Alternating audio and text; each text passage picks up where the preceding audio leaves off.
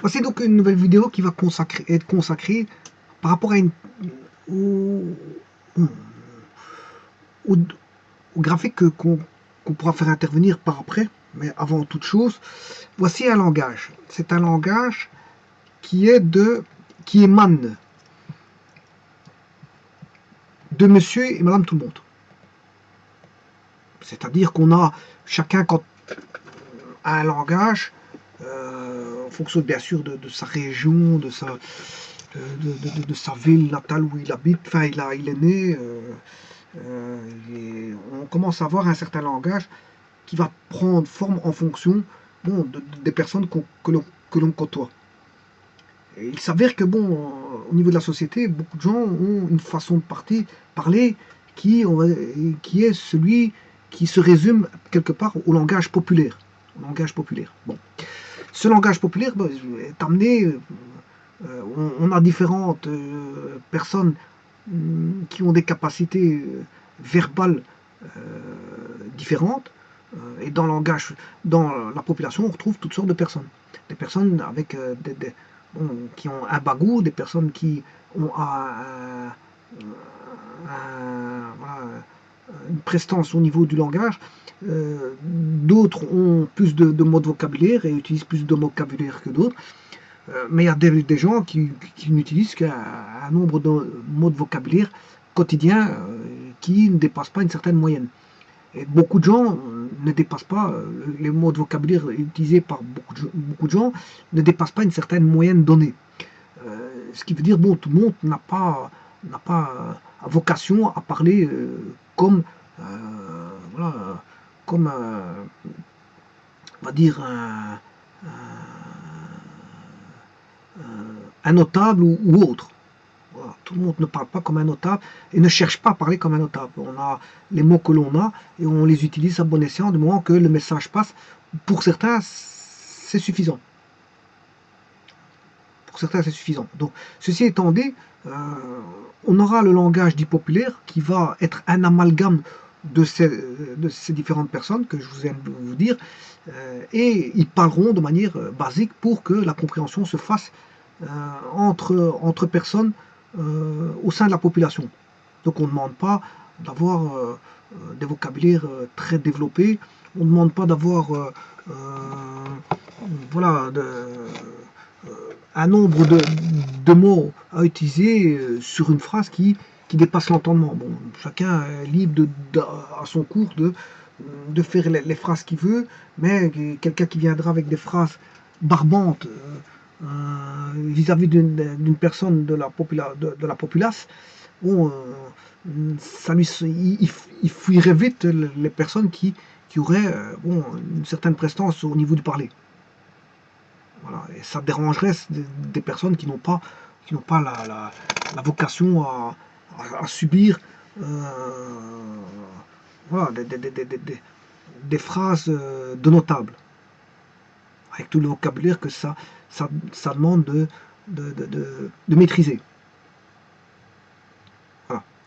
Alors, ceci étant dit, donc il y a le langage de monsieur, madame, tout le monde. C'est le langage dit populaire.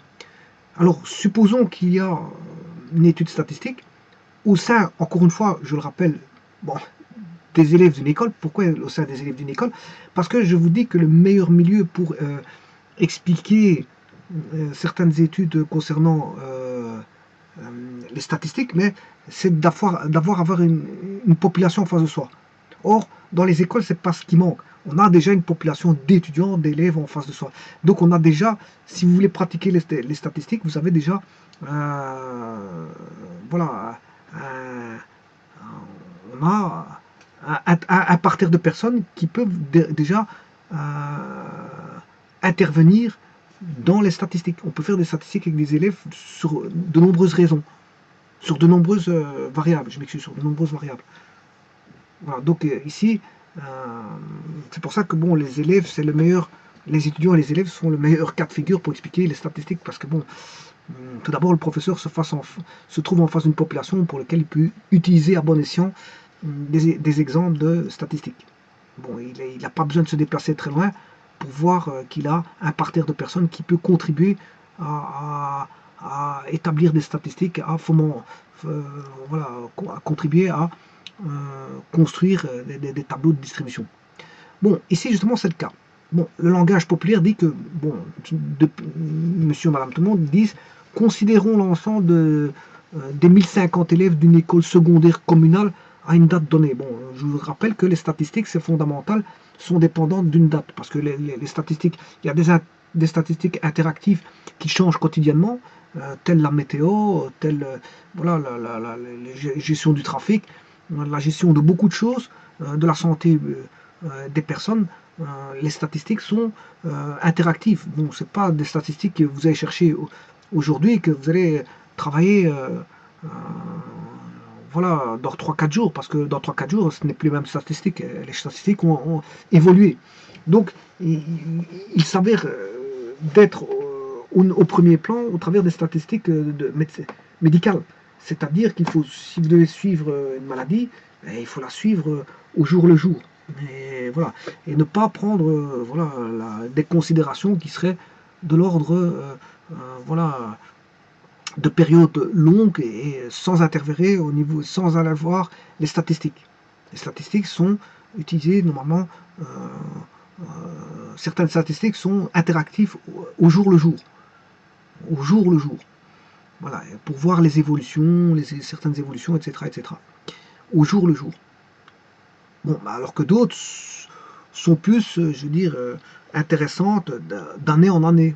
Voilà, ça dépend. Vous faites un inventaire, statistique. Vous inventoriez, je veux dire, un stock. Au niveau des statistiques, bon, vous pouvez regarder d'année en année, c'est pas un problème. C'est pas un problème. Pourquoi? Parce que le stock évolue au quotidien. Il est interactif, le stock, je vous le dis tout de suite. Mais ce qu'il y a, c'est que bon, on s'intéresse qu'en fin d'année, parce qu'en fait, là, on fait un état des lieux. Un état des lieux. On fait un état des lieux. Voilà. Donc, on peut voir, on fait un état des lieux, on fait en finalité. Voilà.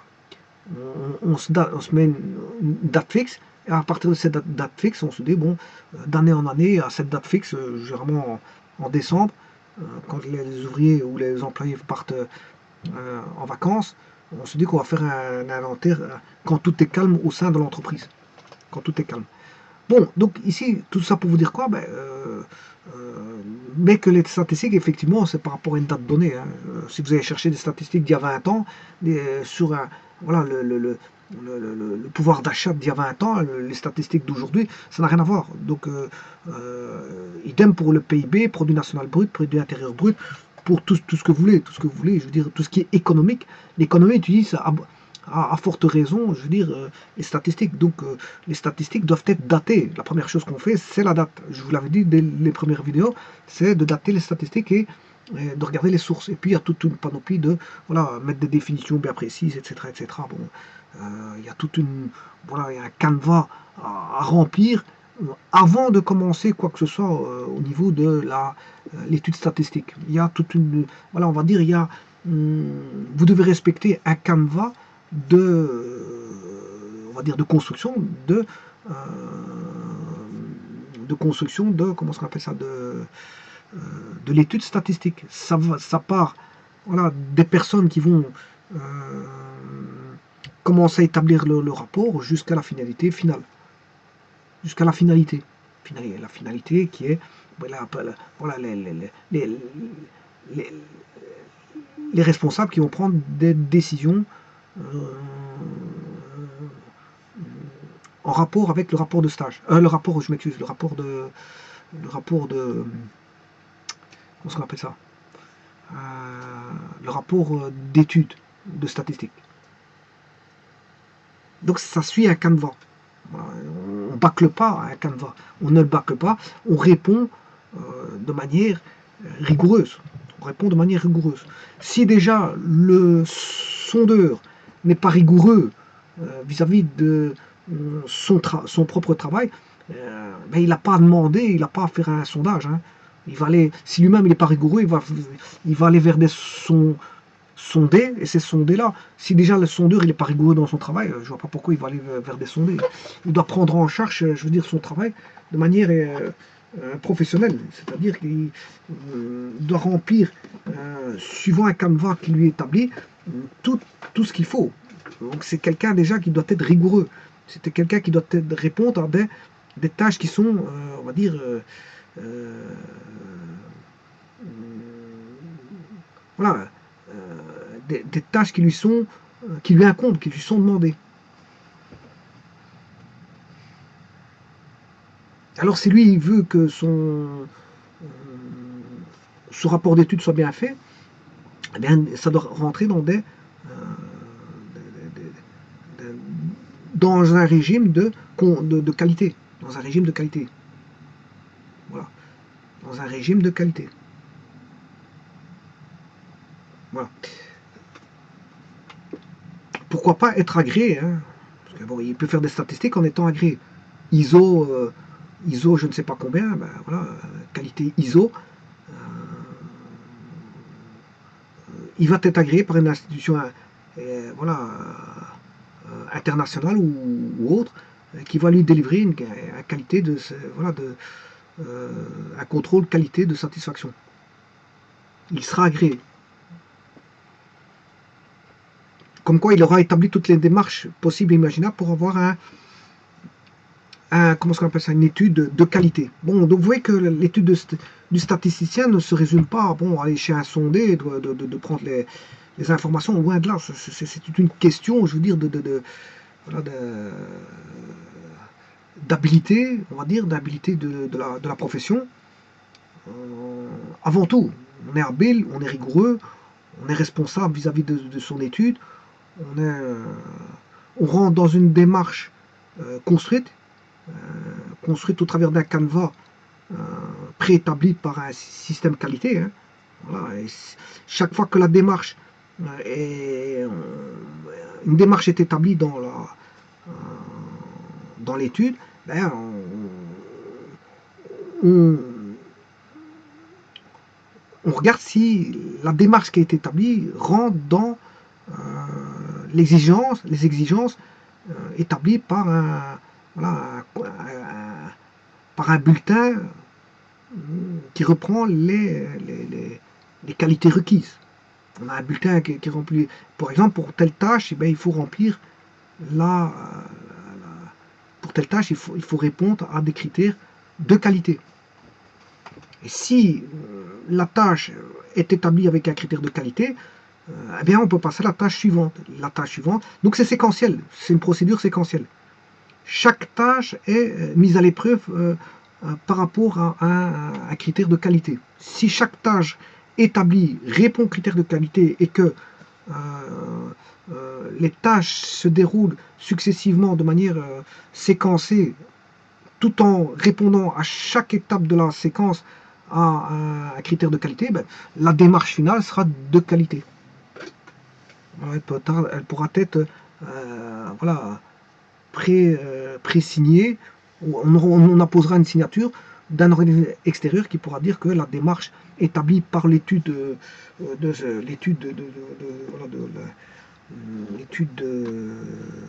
statistique est dans une démarche de qualité. Donc c'est beaucoup un travail, voilà, on va dire il y a deux travails là-dedans, vous comprendrez qu'il y a deux travails. Il y a un travail in situ, en site, c'est-à-dire bon, aller recueillir les données en site, on peut ramener des personnes dans ces bureaux, il n'y a pas de problème, on peut même téléphoner, c'est pas ça que je veux dire, mais généralement parfois il faudra aller au charbon vers les sondés. Mais il y aura beaucoup un travail vous comprendrez, un travail de bureau. Voilà, il y aura un travail de bureau, un travail de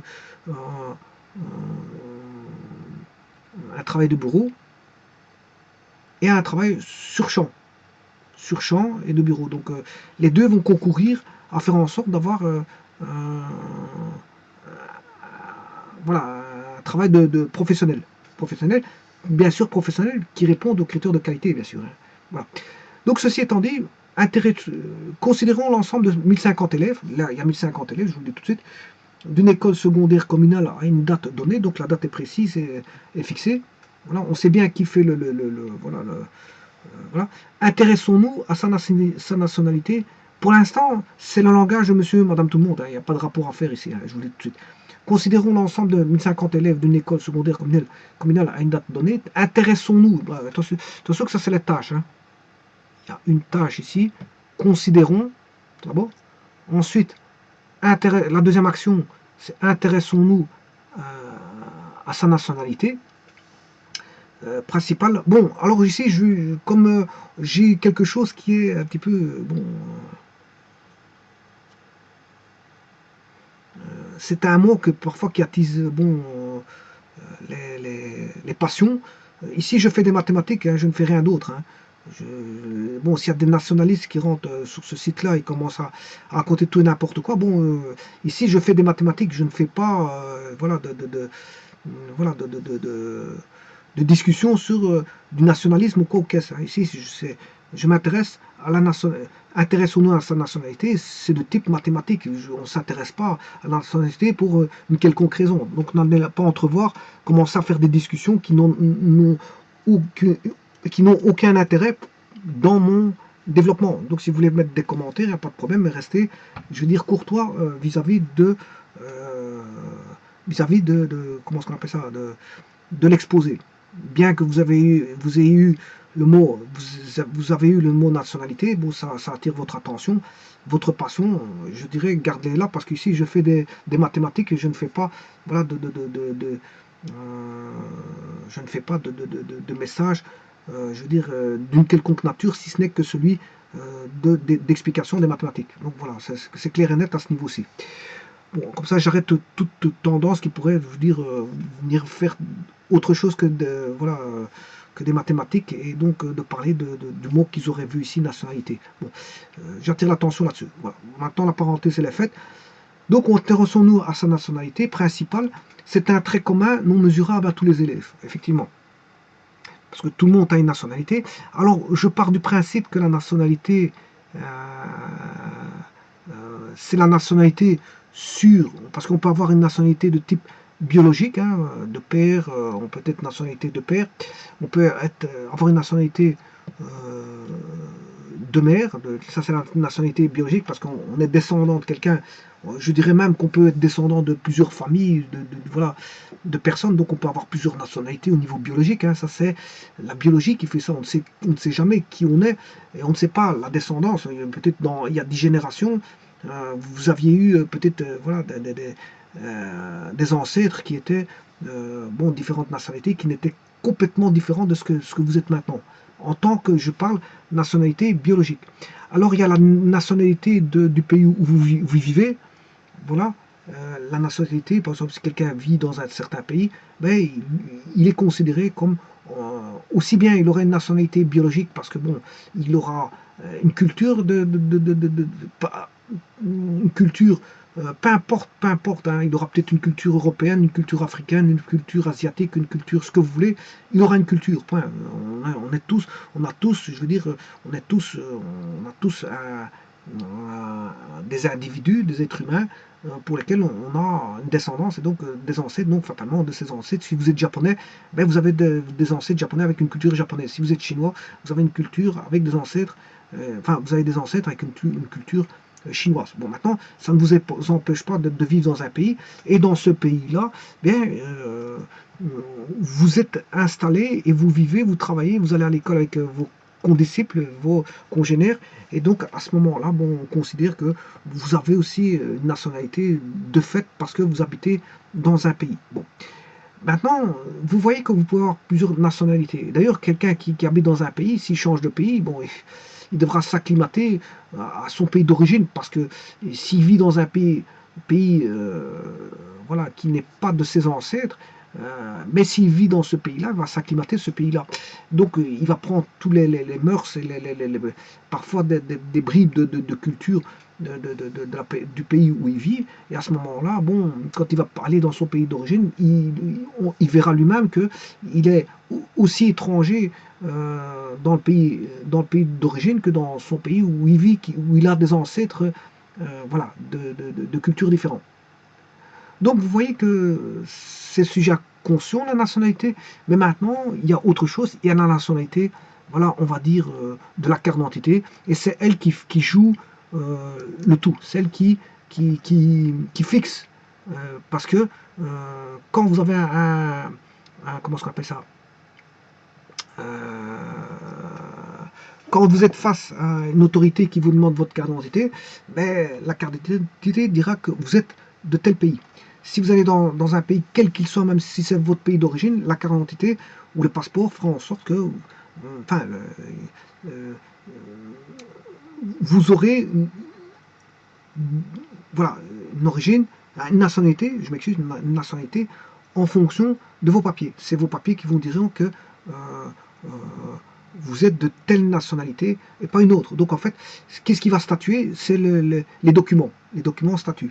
Bien que vous avez une origine, une nationalité de type descendance, ancêtre, peu importe, hein, suisse, japonaise, turque, je ne sais pas, on peut avoir toutes sortes d'ancêtres, même parfois des mélanges d'ancêtres, bon, peut-être russe mélangé avec de l'américain, mélangé avec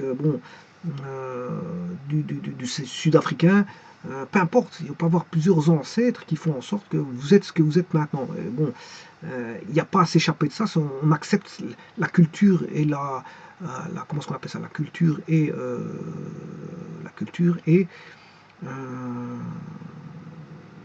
l'origine biologique que l'on a. Il n'y a aucun souci, sachant qu'on ne connaît jamais ces générations qui sont au-delà de peut-être la première ou la deuxième génération. Après, on ne sait plus ce qui se passe.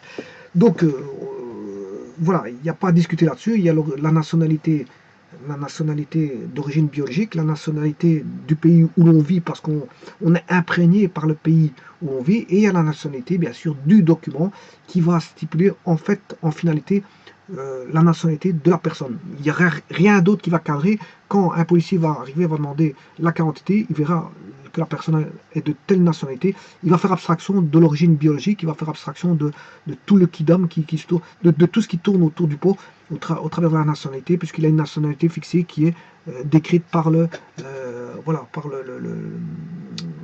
carte d'identité. Voilà. Ceci étant dit, on va s'intéresser donc à la nationalité principale, c'est-à-dire celle qui se trouve sur les documents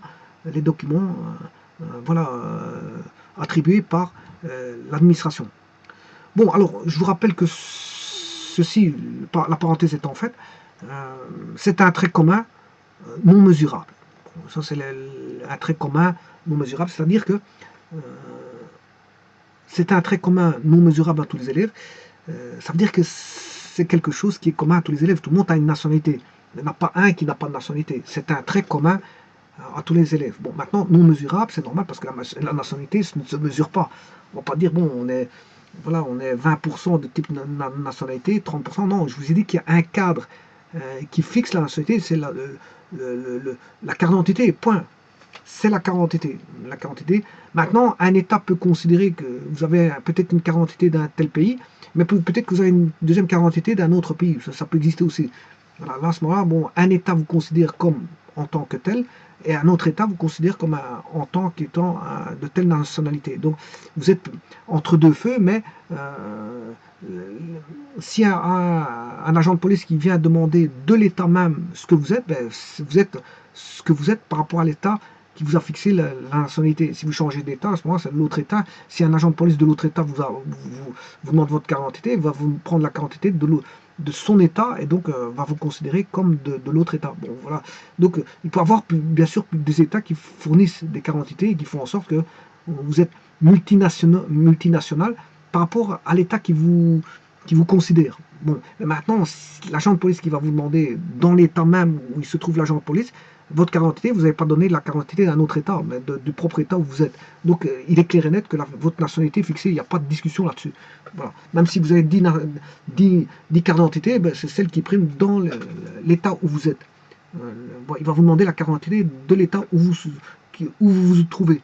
Voilà. Et donc là, on pourra vous dire, vous êtes de tel type de nationalité par rapport à la carte d'identité. Bon, ceci étant dit, c'est un trait commun non mesurable, c'est-à-dire que tout le monde a une nationalité, tous les élèves ont une nationalité, mais que ce n'est pas un trait qu'on peut mesurer. Parce qu'en fait, la nationalité, c'est une information de type qualitatif. Qualitatif, et pas quantitatif. Voilà.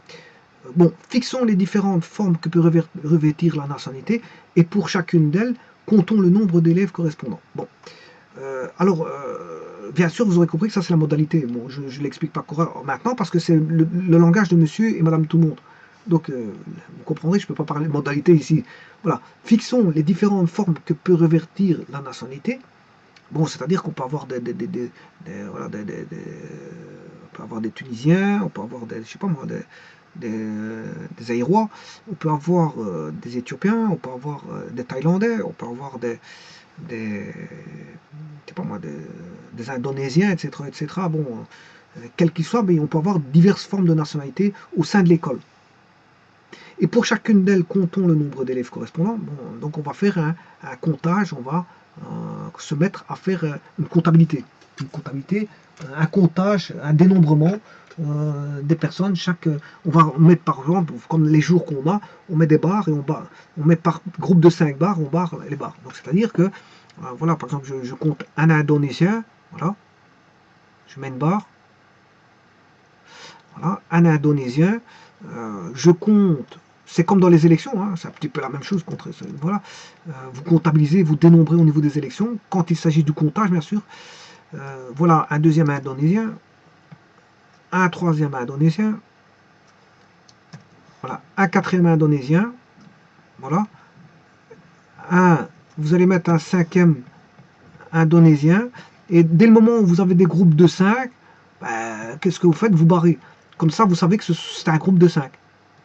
Bon, c'est comme les gens qui sont en prison, bon, ils comptabilisent les jours en faisant ceci pour savoir le nombre de jours qu'ils sont restés en prison et combien il leur reste.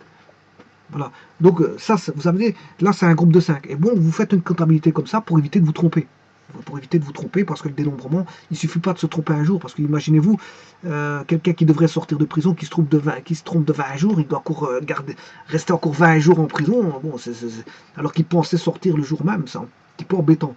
Donc, et ça, c'est un petit peu, bon, les problèmes de comptage. Bon, et il y a les élections, quand on se trompe d'une personne, mais il faut vérifier tout. Il faut tout vérifier et trouver cette personne, parce que ça risque de devenir, bon, on va penser qu'on a fait une corruption. Hein.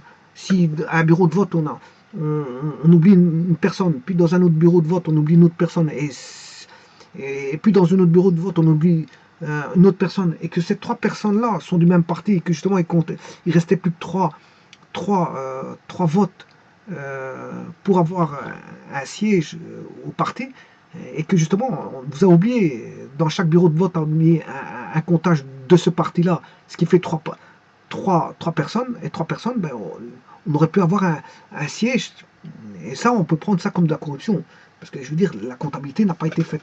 Donc, ce qu'il faut faire, c'est bon, c'est d'avoir une comptabilité la plus rigoureuse possible pour éviter toute forme de, voilà, euh,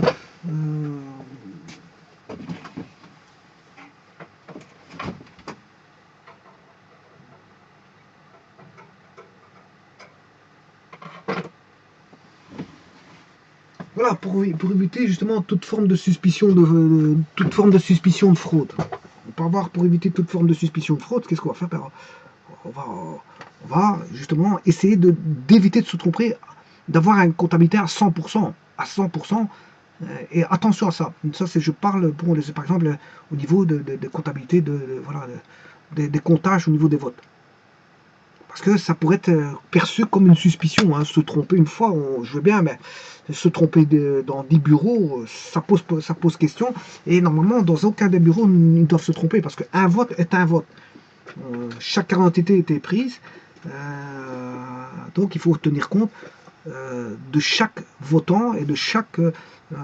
se tromper sur une personne, c'est délicat, parce que s'il manque un vote pour avoir voilà, un siège, bon, par l'entremise de cette erreur-là, vous êtes responsable du fait que le parti n'a pas eu de siège. De siège. Donc c'est très délicat, très délicat. Faire un comptage au niveau des bureaux de vote, il faut être rigoureux, précis, vraiment précis. Précis, parce que sinon, je vous dis encore une fois, ça risque d'être interprété comme une suspicion de fraude. Une suspicion de fraude. Même si c'est pas fait exprès, hein, c'est pas fait exprès, mais en attendant, c'est pas fait exprès, mais il y a un parti qui n'a pas son siège. Voilà. Voilà. Donc ici, qu'est-ce qu'on va dire ici? En additionnant donc ceci, on doit évidemment obtenir le nombre total 1050 élèves. Ouais, c'est normal. C'est normal, bon, c'est normal. Voilà. Mais attention que c'est le langage populaire hein, qui dit ça. On pourrait aussi calculer le pourcentage d'élèves relatif à chaque nationalité. La somme de ceci est de 100%.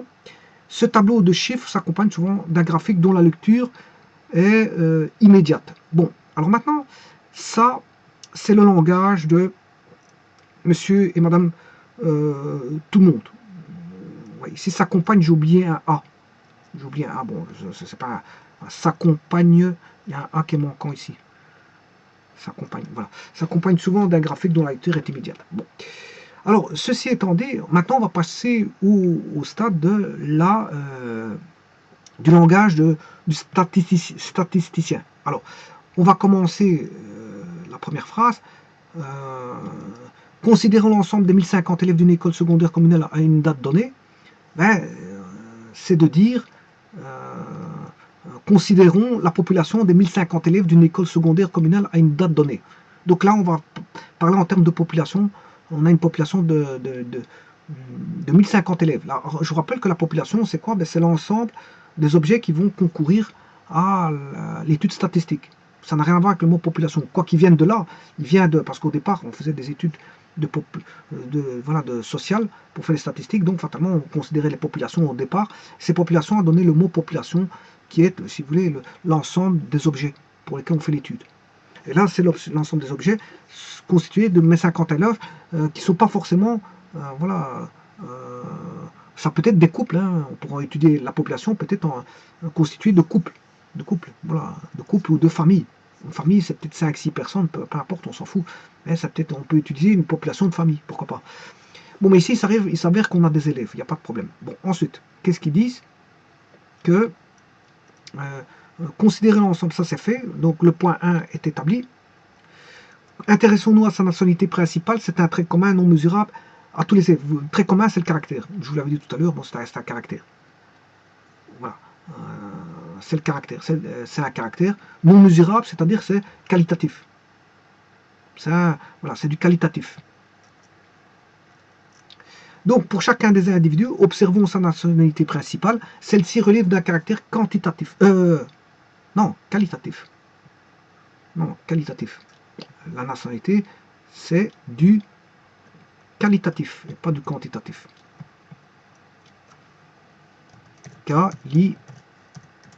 Qualitatif. Qualitatif, et pas du quantitatif. Celle-ci relève d'un caractère qualitatif.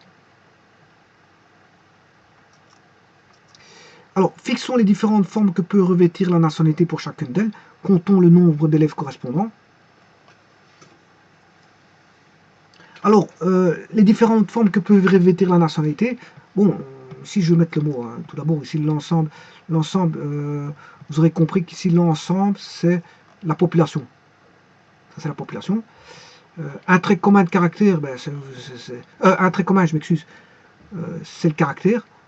C'est le caractère, voilà. Non mesurable, non mesurable, c'est qualitatif. Alors, fixons celui-ci, je vais aller le recopier. Alors, les différentes formes que peut revêtir la nationalité, vous avez compris que ça, c'est la modalité. La modalité de la nationalité. Alors, comptons le nombre d'élèves correspondants. On ne va pas dire comptons, hein, on va dire dénombrons. Voilà, dénombrons. Le nombre d'élèves correspondants, c'est l'effectif. Le nombre d'élèves correspondants, ceci c'est l'effectif. L'effectif. Bon, on va changer ceci. Bon, on va écrire que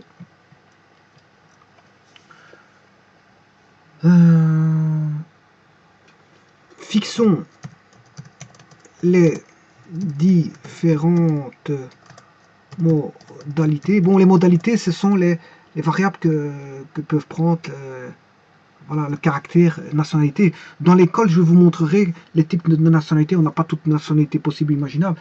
Je montrerai tout à l'heure le tableau. Donc, fixons les différentes modalités que peut revêtir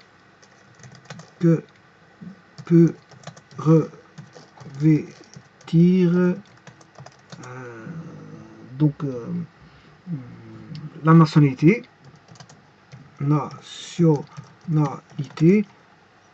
Et qu'est-ce qu'on peut faire? On peut,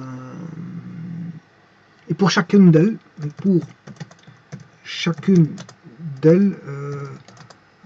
on va pas compter, mais on va dénombrer. Hein. C'est plus, au niveau du statisticien, c'est mieux de. Oui, ici c'est le langage de statisticien ou statisticienne. Hein. Voilà. Voilà. Dénombrons l'effectif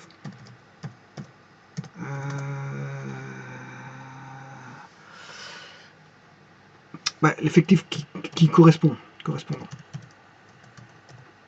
Alors, si vous voulez savoir le parallèle qui existe, je vais vous le copier hein, pour que vous voyez, c'est ceci. Ça a été fait, voilà. Donc, je vais... Voilà. Donc, vous voyez que fixons les différentes formes que peut revêtir la nationalité, fixons les différentes modalités que peut revêtir la nationalité, et pour chacune d'elles, on ne va pas dire comptons, mais dénombrons le nombre d'élèves, c'est l'effectif correspondant. Vous voyez que ça change vis-à-vis, voilà, si quelqu'un parle de manière plus professionnelle ou de manière de langage populaire, ça change un petit peu. Alors, additionnant ceci, on doit évidemment obtenir le nombre total 1050. Alors, là, on va changer. Je vais faire un copier-coller.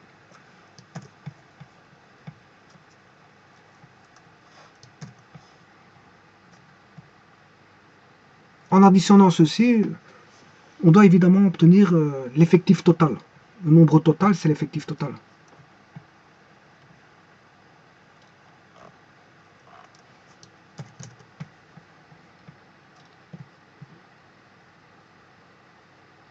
C'est l'effectif total de 1050 élèves.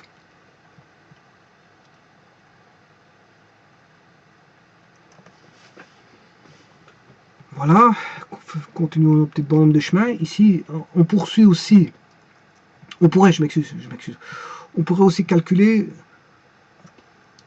le pourcentage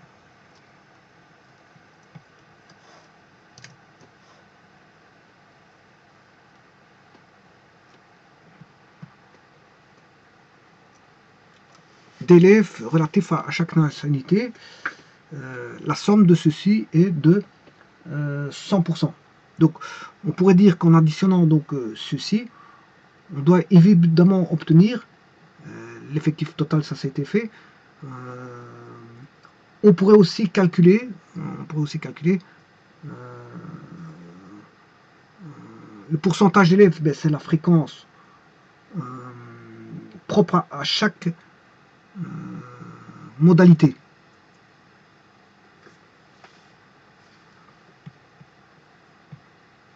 On pourrait aussi calculer donc la fréquence propre. On pourrait aussi calculer le pourcentage d'élèves, sa fréquence propre à chaque élève. Hein. Donc ici, je vais enlever ceci.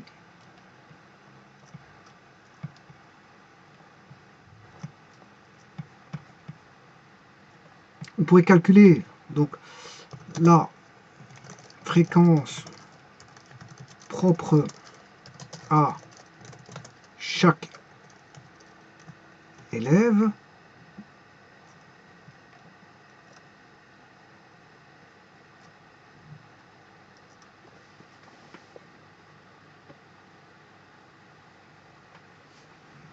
non pas à chaque élève fréquence propre à chaque modalité à chaque modalité.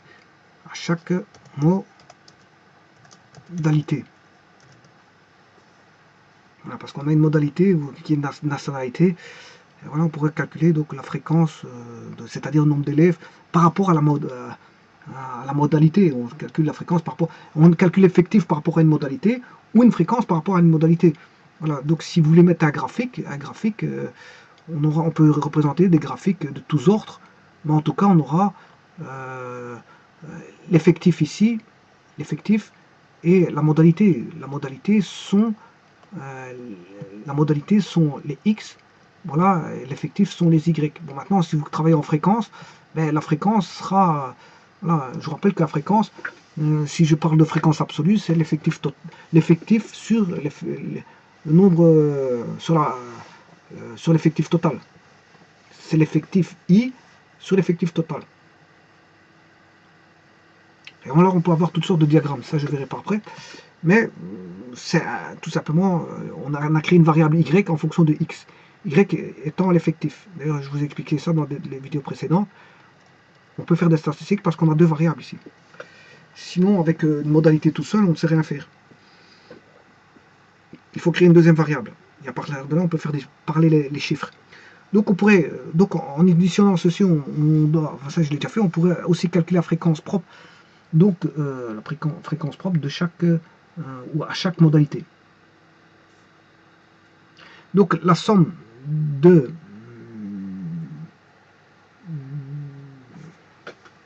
celle-ci, parce que bon, s'il faut changer, hein, c'est pas fréquence propre, la somme des fréquences, c'est une fréquence, donc ça devient celle-ci, non pas ceci.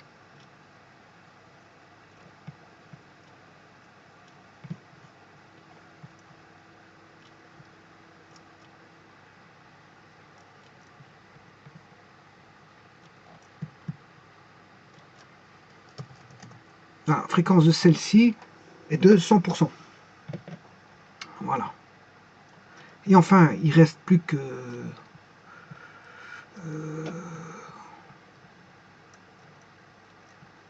ce tableau de chiffres s'accompagne souvent d'un graphique dont la lecture est immédiate.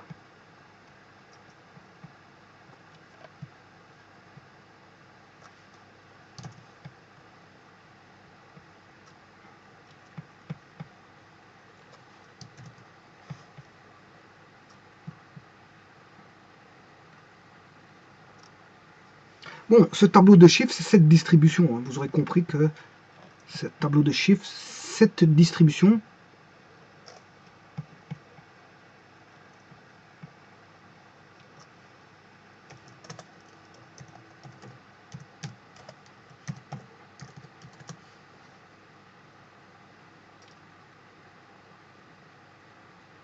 voilà. Donc, ces distributions, ou ce qu'on appelle une série statistique aussi, hein, série statistique. Hein.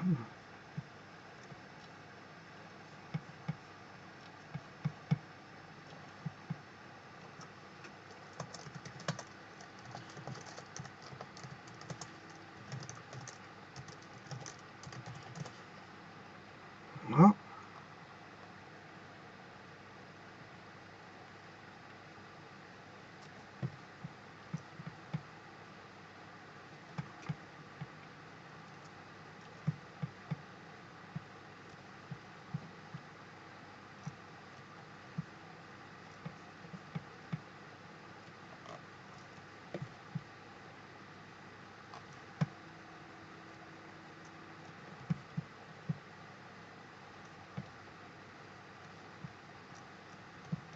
Voilà. Donc, cette distribution, donc, ou série statistique, s'accompagne souvent d'un diagramme.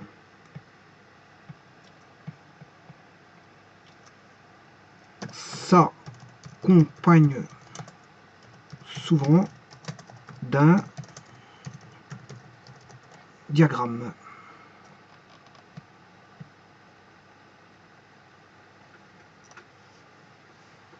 Voilà.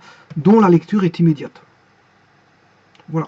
Donc vous voyez qu'il y a un écart de langage entre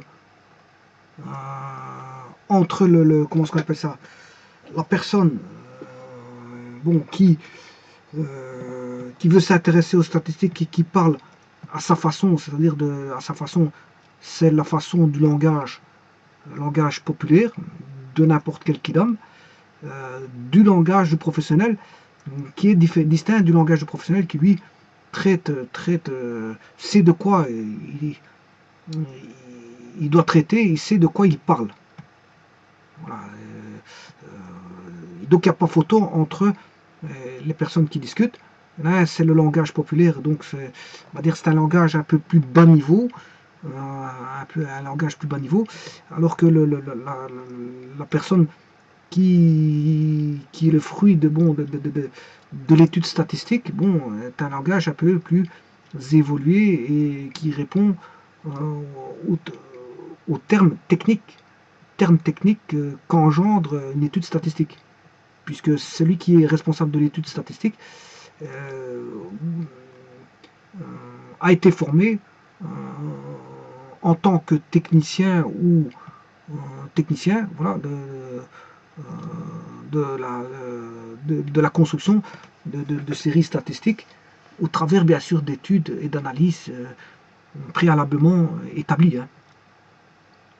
Mais en tout cas, bien qu'il fasse du traitement, bien qu'il traite beaucoup de choses, il analyse, il collecte, il analyse, il traite, et bien sûr au travers de l'outil informatique pour avoir plus facile, bien sûr, parce que c'est fait pour avoir un certain rendement. Je vous l'ai déjà dit, l'outil informatique, c'est pas là pour embêter son monde, ni pour...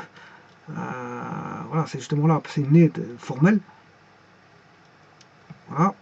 Donc l'informatique, c'est une aide que tout le monde utilise à l'heure actuelle parce que bon, ça s'accompagne de rendement, d'une augmentation de rendement, de facilité d'augmentation de rendement. Voilà. Alors, donc il a un point de vue qui est un point de vue dont son expression est de type technique. Donc il sait de quoi il parle, il sait les termes usités, il sait ce dont il ressort des vocabulaires et ce dont il se doit d'utiliser et ce dont il n'a pas à utiliser. Donc il est lui-même cadré dans le vocabulaire. Il est cadré dans le vocabulaire en sachant bon, que la terminologie qu'il doit utiliser, l'utilisera et ce qui n'est pas voué à être utilisé, ben, il l'évitera parce qu'il n'a pas de vocation à prendre. Un terme n'a pas vocation à prendre dans une phrase si elle n'est pas utile. Elle n'est pas utile. Donc on ne placera pas des vocables n'importe où, n'importe comment, mais on placera euh, un vocable euh, en fonction, voilà, de l'accompagnement des phrases. Une phrase viendra, et bien sûr, la structure de la phrase se fera en fonction de l'usage de technique. L'usage de technique est logique. Bon, prendra un cheminant une route qui est des plus logiques, c'est-à-dire en utilisant le vocabulaire qu'il faut. Si le vocabulaire n'est pas censé être utilisé, ben, il ne sera pas utilisé et il ne devra pas être utilisé pour un autre vocable alors que ce n'est pas le bon vocable. Il pourra pas, voilà, celui qui mélange les vocables, c'est que quelque part il ne maîtrise pas les vocables. Bon, on peut mélanger les vocables parce qu'à un moment donné, il y a une situation qui augure à, on va dire, ce qu'on appelle, voilà, il y a un flou.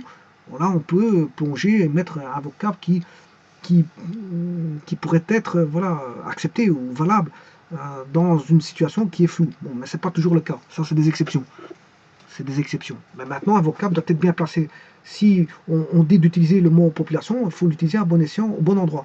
Si on demande donc qu'on a affaire à des modalités, ben, il faut utiliser la modalité au bon endroit et pas autre part. Si vous utilisez la modalité autre part, les gens ne comprendront pas ce que vous racontez. Voilà, bon, donc c'est pour ça que le technicien, lui, s'est placé dans la structuration des phrases, il s'est placé les bons termes, les bons vocables au bon endroit, et pas à des endroits où il ne faudrait pas, parce que bon, là, ça prendrait, par rapport aux définitions des vocables, ça mettrait voilà, la confusion par rapport à des personnes qui s'y connaissent et qui connaissent la définition.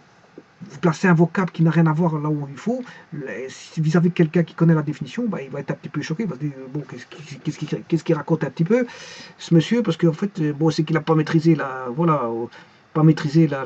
définition, ou il y a quelque chose qui tourne pas rond. Voilà. Ou alors c'est peut-être un farceur aussi. Bon, on peut avoir aussi des farceurs. Hein. Ouais, les farceurs, ils essaient de parler de tout et de n'importe quoi. Et je veux dire, au bout du compte, on se rend compte qu'en finalité, c'est peut-être un farceur, c'est peut-être un farceur. Parce qu'il y a des gens qui ont leurré des gens pendant des années, hein. Je pense par exemple à des pilotes d'avion qui n'avaient pas leur licence, qui ont fait une fausse licence et qui ont piloté parce qu'ils savaient piloter. Ils savaient piloter, donc ils ont donné un faux diplôme et ils se sont retrouvés pendant 10 ans à piloter des avions. Donc quand on se rend compte qu'au bout de 10 ans il a un faux diplôme, ben, qu'est-ce qu'on fait? Qu'est-ce qu'on peut faire? Il a piloté pendant 10 ans, on ne peut pas le remettre au chômage, hein, parce que bon, il a l'expérience du pilotage. Maintenant, on va lui dire de repasser des examens en contrepartie, plus allégés que ceux qui sont passés au moment où ils devaient passer leur examen, hein.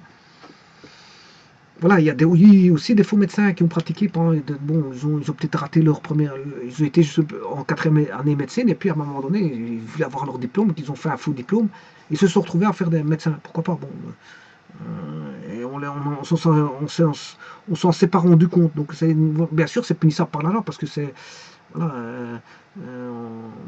ouais, je veux dire, et ils prennent des risques vis-à-vis de, surtout la médecine, vis-à-vis des patients.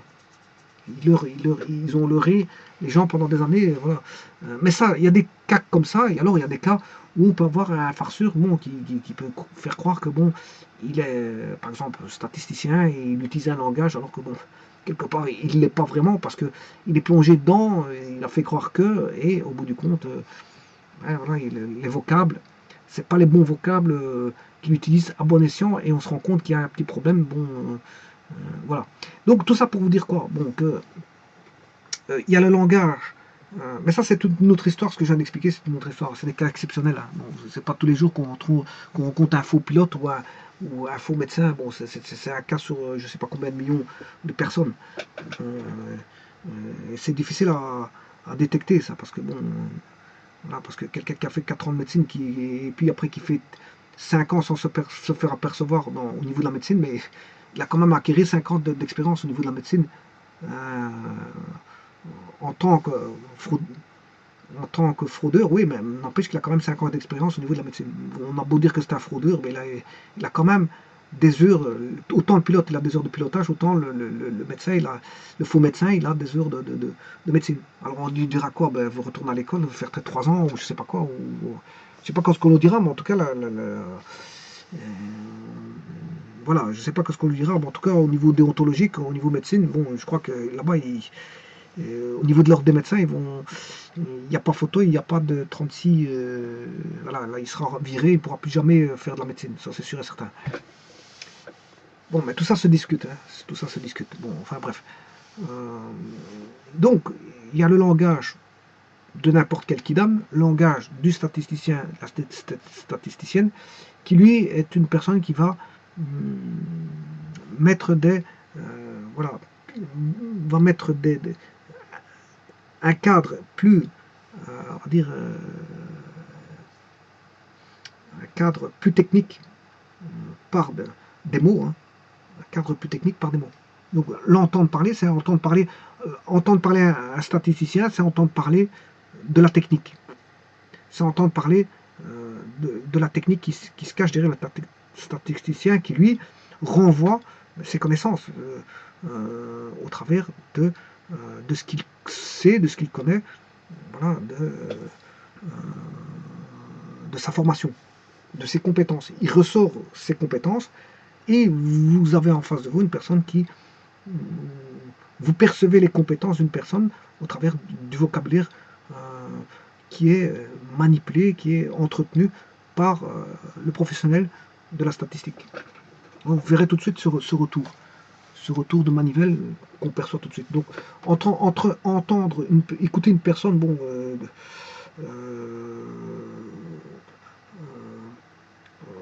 de la population, et entendre un professionnel statisticien, bon, les langages sont différents. Les langages sont différents, mais bon, le langage du statisticien ici, de quoi il parle, et la population, c'est bon.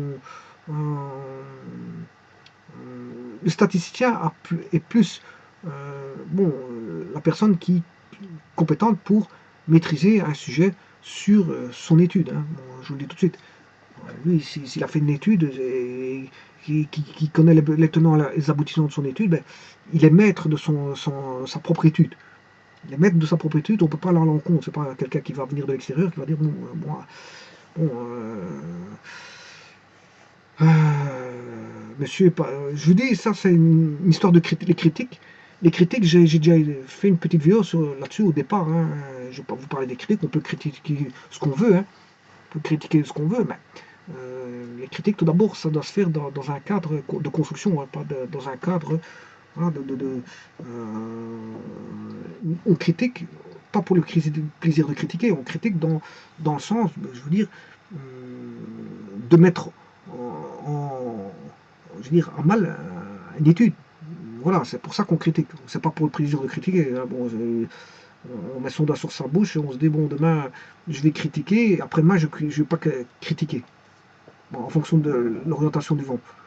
Si le vent pousse vers le nord, ben plus vers le nord, je dirais demain je vais critiquer. S'il pousse vers l'est, moi demain je vais moins critiquer. S'il pousse vers le sud, je dirais bon je vais critiquer un peu moins. Donc la critique, non, c'est pas comme ça. C'est pas que vous critiquez pour le plaisir de critiquer, que bon vous voulez vous défouler sur quelqu'un, ça va pas comme ça. Ça va pas comme ça.